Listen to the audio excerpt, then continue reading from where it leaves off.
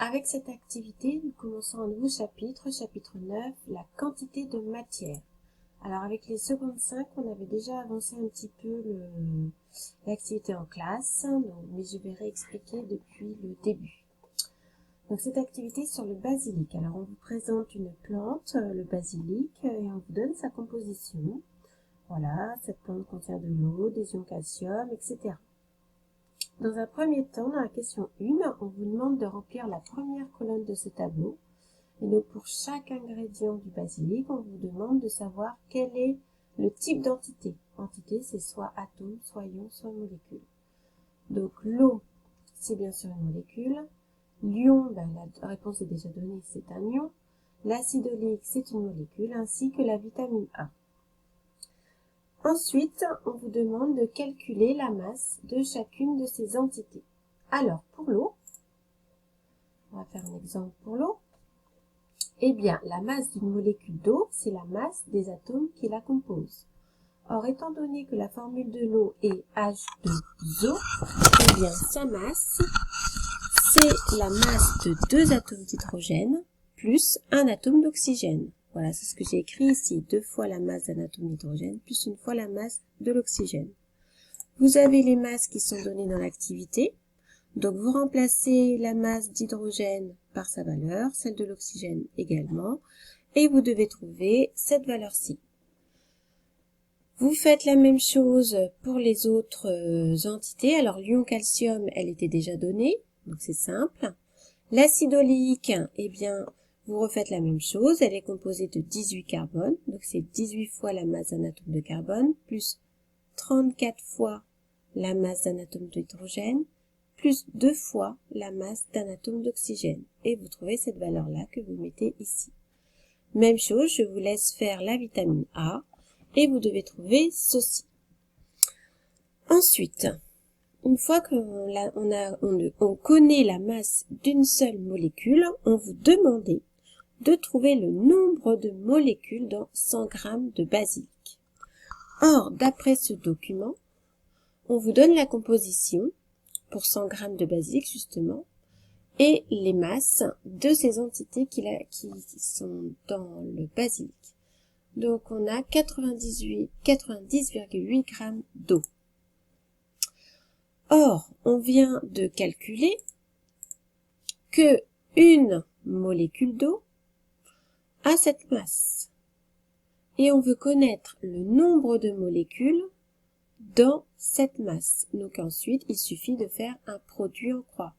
Le nombre de molécules d'eau inconnu, donc c'est ceci notre inconnu, eh bien c'est 90,8 fois 1 divisé par cette valeur-là. Sauf que, attention, quand on fait un produit en croix de la proportionnalité, il faut qu'il y ait les mêmes unités. Or ici, vous avez une masse en grammes et ici une masse en kilogrammes. Donc, je dois convertir pour que les deux masses soient en kilogrammes. Voilà, 90,8 grammes, cela fait 0,0908 kg.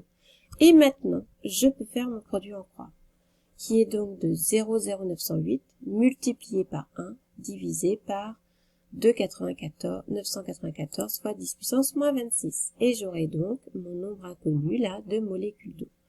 Voilà, dans 100 g de basilic, il y a 3,3 fois 10 puissance 24 molécules d'eau. Un chiffre énorme, c'est normal, puisque la masse d'une seule molécule est très faible. On refait la même chose pour l'ion calcium. On nous dit que dans l'ion calcium, il y a 273 mg de calcium. Or, tout à l'heure, on a calculé, enfin plutôt on nous l'a donné celle-ci, que un ion pesait 6,66 fois 10 puissance moins 26 kg. De même, je refais le produit en croix pour avoir cette inconnue. Donc ça fois ça divisé par ça. Sauf que, comme tout à l'heure, je n'ai pas les mêmes unités, donc je vais convertir cette masse en kilogrammes, ce qui me donne ça. Je peux donc maintenant faire mon produit en croix pour déterminer mon nombre d'ions, c'est-à-dire ça multiplié par 1 divisé par cette valeur-là. C'est ce que j'ai écrit ici. Et on trouve ce nombre-là d'ions calcium dans le basilic. C'est énorme, c'est normal, puisque un ion calcium est très léger. Donc il y en a beaucoup dans 100 g de basilic. Nous arrivons à la question 4. Alors vous imaginez qu'un chimiste ne va pas compter un ion un par un. Il y en a beaucoup trop. Comme les molécules d'eau que l'on a vues tout à l'heure, si je reviens, voilà. C'est impossible de dénombrer toutes ces molécules ou tous ces ions. Donc le chimiste a inventé une nouvelle unité qui s'appelle la mole. La mole, c'est un paquet. On range les molécules ou les ions, les atomes par paquet. Comme les paquets de riz dans le supermarché. Vous ne comptez pas le nombre de grains de riz dans votre paquet de riz. Vous achetez un paquet, 2 paquets, 3 paquets. Eh bien, le chimiste, c'est la même chose. Il ne va pas s'amuser à compter le nombre d'atomes, ou le nombre de molécules, ou le nombre d'ions dans un paquet. Il sait qu'il possède un paquet, 2 paquets, 3 paquets, ou un demi-paquet, ou un tiers d'un paquet de molécules, ou d'ions ou d'atomes. Sachant, bien sûr, qu'il y a toujours le même nombre de molécules ou d'ions ou d'atomes dans un paquet. Et le nombre de molécules dans ce paquet est de 602 10 puissance 23. Donc il met bien sûr beaucoup d'atomes ou beaucoup d'ions ou beaucoup de molécules dans un seul paquet. Ce nombre s'appelle la constante d'Avogadro. Ce nombre n'est pas à savoir par cœur. Par contre, vous devez connaître cette relation. Petit n, c'est le nombre de paquets, qu'on appelle aussi nombre de moles ou quantité de matière. Et donc pour le trouver, ce nombre, eh bien on divise le nombre d'entités par le fameux nombre dans un paquet. Par exemple, revenons à nos molécules d'eau. Nous avions trouvé tout à l'heure qu'il y avait 0,3 fois 10 puissance 24 molécules d'eau dans notre basilic. Ça fait combien de paquets ça?